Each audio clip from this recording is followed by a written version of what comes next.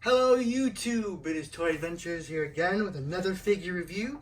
Today I'm pretty excited to show you guys the new Dino Rivals line, DRACOREX. We just picked this up at our local Walmart, and it was funny because we went there like a few days before and they had nothing. But we went there a few days after and they had all these new Dino Rivals, and they had this guy, the new Raptor. I put it on a poll which one you guys wanted to see review, the Raptor or the DRACOREX, and the DRACOREX ended up winning, which is cool because I wanted that because I'd rather review something from the brand new Dino Rivals line. This is brand new packaging. As you can see, this is what the old packaging looked like. This is the new packaging. This isn't based on, any specific movie. It's not based on Fallen Kingdom or any of the other movies. It's just a Jurassic World line, and that's what I've always wanted, is just a toy line based off of the Jurassic franchise. There's no movie tie-in. It's just Jurassic themed, and I love that. So before we get onto the review, I have some announcements to make.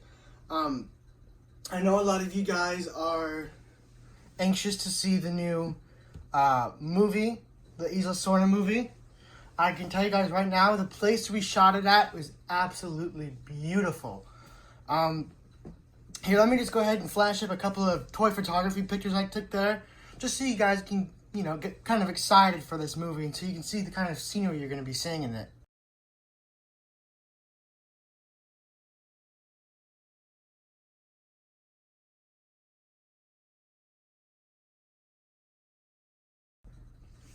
Some other announcements I have. The frequency of videos might take a dip. I've just recently gotten into employment at Target, so I don't know how available my schedule is going to be anymore. But I'll try and pump out a few videos if I can. Depends on how much they work me. If I have time, I will certainly continue making these toy movies. But if not, there's really nothing I can do about it. But I'll try my best to continue on, but I don't know how secure the future is, how often I'll be able to upload, So that's just the other announcement. Nothing too big. With all those other announcements out of the way, let's go ahead and take a look at the DRACOREX finally. So this is the new style of packaging. I don't know if these count as attack packs or they're their own new thing. It just says DRACOREX here, Dino Rivals. You got another picture of Chris Pratt. I heard people complaining that why is it always the male character and it's never Claire?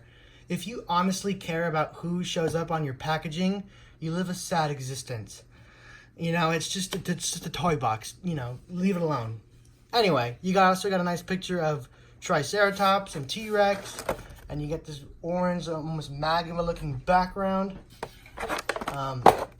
On the back, you have the Protoceratops. I don't think I saw this one there, but I did see the Delta and the Rampharinkus. But I only picked out the DRACOREX. I had a limited amount of money, and I wanted to get a species I didn't already have. And I don't like flyers all that much, so I got the DRACOREX, because he was the one I wanted in the first place. So, basically, with this new Dino Rivals line, we're getting a lot of new dinosaur species that we've never gotten before. The Albertosaurus. Who else are we getting? Right when I need to say it, it blanks on me. The Plesiosaur, I believe. And I can't remember for the life of me. I blank right when I need it. But we're getting some new dinosaur species, and they're bringing back the collector's card. I don't know if you can see that, but it says right here. Go ahead and collector's card.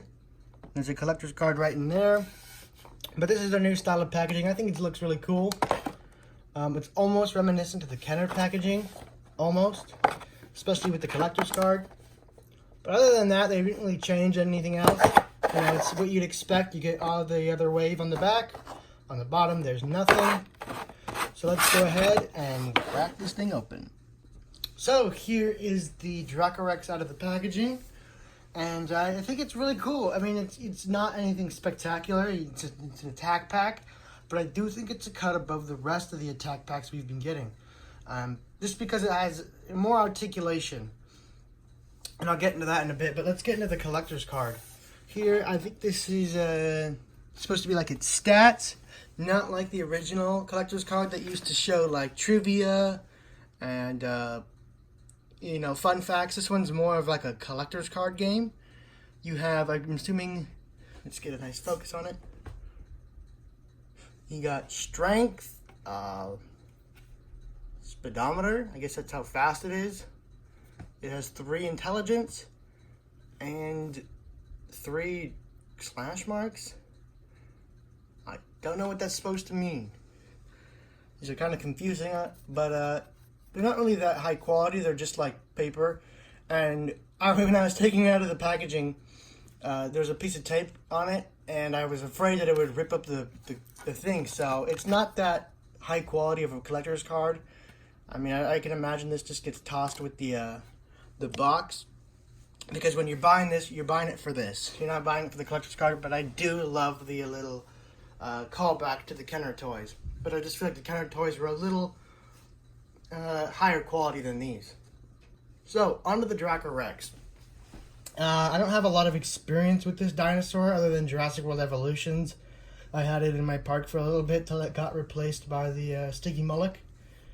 But from this toy, I think it looks really cool. I mean, it has all these crazy looking spikes on the back of its head. It doesn't look like your average Pachycephalosaurus-esque dinosaur. I'm not even sure if it's related to that. But this is a really cool figure. I love the little, I love the design, how it kind of fades into the stripe, and then it comes back up to just the regular orangish, beigeish color right here, and then you get a nice cream color. I wish this came down a little bit more, and this cream color was reserved for the belly only, like in the old Kenner figures. And once again, the feet are a little funky, but this one's definitely not that hard to stand. You won't find a challenge in it. It's just a little kind of awkward. But what I think this thing does better than the rest of the attack packs is they have upped the articulation, at least on this guy. Now, I guess you guys are wondering what I mean by that. Well, here, this isn't, you know, this was never sold as an attack pack. This is from the Legacy line. But this was sold as Attack Pack Blue. It's just a repaint, but it's the same exact mold. And for articulation, you got the arms, the jaw, and the legs. Very standard, very basic, just dinosaur toy. Doesn't stand well either. But this one has, let me go ahead and get my fat hand out of the way. The neck, which can move, look all the way down like that. Can come up about that far, and then the head is on its own ball joint. So if you really want to get those like eating grass poses, you can really achieve that. And that's what I love, because I love taking photography of these little herbivores, you know, munching on grass or doing something they'd be doing in real life. So that's really cool. He also has a nice ability to rotate. I mean, you can't really get him to look to the side because he always looks up. It's just the way the articulation point there is cut. But that's forgivable in my opinion. I mean, you can kind of get him in like this really inquisitive look. Like he's really, you know, that little curious head tilt.